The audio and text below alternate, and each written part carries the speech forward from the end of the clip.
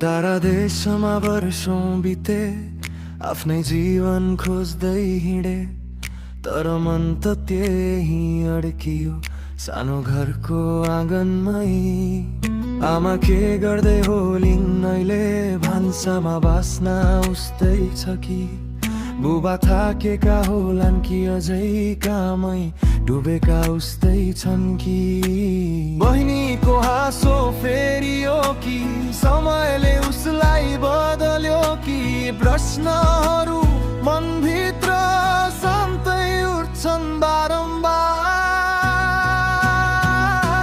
घर सम्झना आउँछ रातमा, आँखाभरि सपना बनी टाढा छु तर मन मेरो अझै त्यही गाउँमै छ नि।